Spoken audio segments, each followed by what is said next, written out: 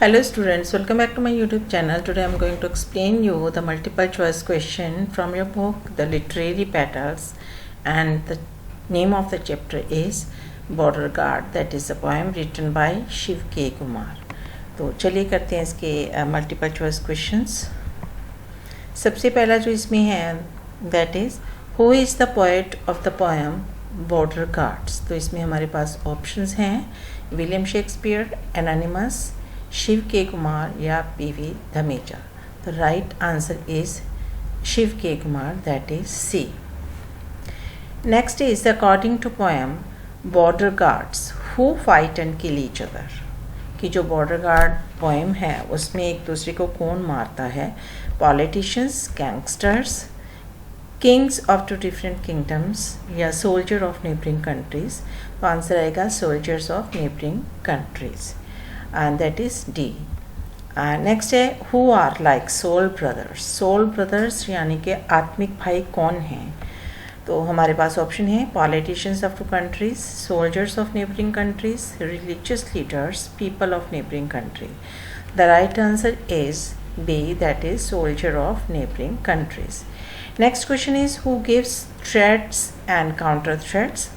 First है warlords of neighboring countries, two soldiers to their counterparts, senior citizens of neighboring countries, and religious leaders. The right answer is A, that is warlords of neighboring countries. Where are the two soldiers sitting? जो दो soldiers हैं वो कहाँ पे बैठे हुए हैं? Opposite sides of the two villages, in their own houses, opposite sides of the barbed wire fence of the neighboring countries, and in the coffee shop.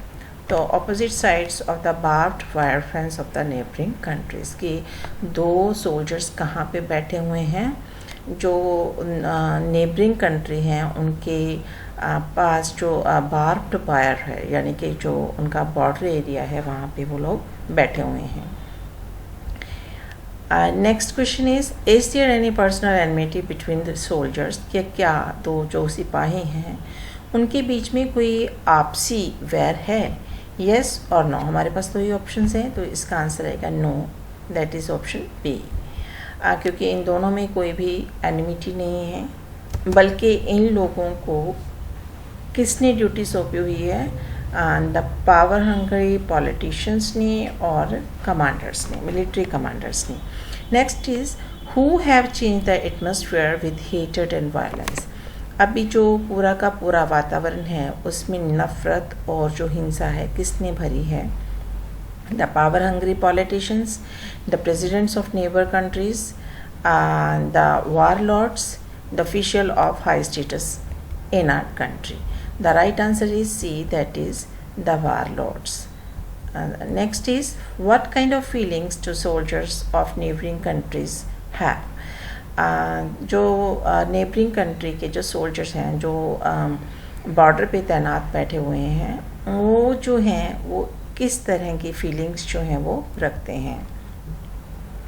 Non violence and kindness, अहिंसा की और दयालुता की, हेटेड एंड वायलेंस, नफरत की और हिंसा की, लव एंड सिम्पथी, प्यार और सहानुभूति, टॉलरेशन एंड काइंडनेस, सहनशीलता और दयालुता की। The right answer is love and sympathy, that is C. Next is who is crying softly in the poem border guards. Border guard poem में कौन धीरे धीरे से रो रहा है? The people, the beggars, the soldiers of the other side of the fence, the soldier of both sides of the fence. तो इसमें जो आंसर सही होगा वो होगा C, that is the soldier of the other side of the fence. Next question is how does the soldier feel to see the other soldier crying? अभी जो soldier है दूसरे soldier को रोता हुआ देखता है तो वो कैसा महसूस करता है? ही फील्स हैप्पी, उसको खुशी होती है कि जो नेबरिंग कंट्री का सोल्जर जो है रो रहा है। ही फील्स एंग्री, उसको गुस्सा आता है कि वो क्यों रो रहा है। ही फील्स स्लीपी, उसको नींद आने लगती है उसके रोता हुआ देखकर। या फिर he feels deep pity for him, या फिर उसको अंदर से बहुत दया आती है उस पर। Right answer is he feels deep pity for him, that is answer D. Next question is what is meant by spikes. Spikes का क्या मतलब होता है? क्राई सॉफ्टली, धीरे धीरे रोना. टच लविंगली, प्यार से जो है टच करना, छूना. Sharp pointed pieces of iron in the barbed wires, के छोटे छोटे तीखे पीस जो होते हैं लोहे के, जो कि बुनी हुई तारों के बीच में डाले गए थे. गिवन एन आर्ग्यूमेंट और एक्सक्यूज, या फिर कुछ आर्ग्यूमेंट या एक्सक्यूज देना. तो स्पाइक्स का सही अर्थ होगा sharp pointed pieces of iron in the barbed wires. That is answer C. Next question is give another word for whimper. Whimper का दूसरा मतलब क्या होता है? रिकॉयलेस, नेग्लिजेंटली, एंग्विश्ड या फिर mourn. The right answer is D, that is mourn. Next question is give another word for counterpart. Counterpart के लिए हम दूसरा कौन सा वर्ड यूज़ कर सकते हैं? Warlords, allied, rival, curious. तो इसका राइट आंसर जो होगा वो आएगा राइवल.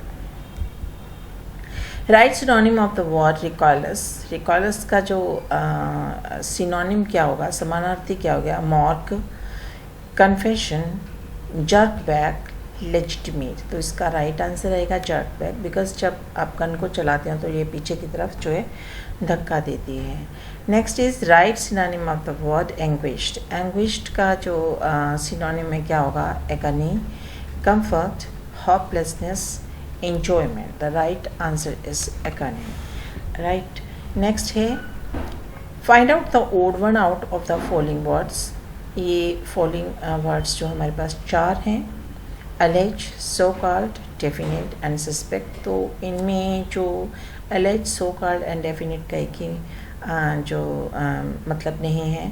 allege, so called और suspect जो है उनका एक मतलब है, लेकिन definite इनमें से बिल्कुल अलग है. नेक्स्ट है white. Find out the odd one out of the following words. अभी हमारे पास एक और वर्ड्स आ गए हैं: careless, touch, pat, push away. तो इन सब का मतलब होता है कि किसी को टच करना हमदर्दी के साथ, ठीक है, या प्यार के साथ. तो पुश अवे इसके बिल्कुल विपरीत है, तो इसका राइट आंसर आएगा push away. Next question is how does the poem criticises the power hungry politicians. जो पावर हंग्री पॉलिटिशियंस हैं, सत्ता के लोभी जो लोग हैं, पोएम में उन्हें कैसे क्रिटिसाइज किया गया है? It brings out the humanity of the power hungry politicians. ये जो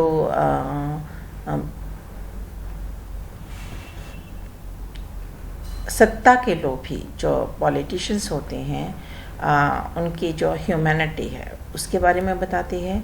it brings out the inhumanity of the power hungry politicians, या फिर उनकी इनह्यूमैनिटी के बारे में बताती है. Next, it brings out the autocracy of the power hungry politicians, या फिर ये जो पावर हंग्री पॉलिटिशियंस हैं उनकी ऑटोक्रेसी के बारे में बताती है कि सुप्रीम प्रभुता जो है उनके पास ही है.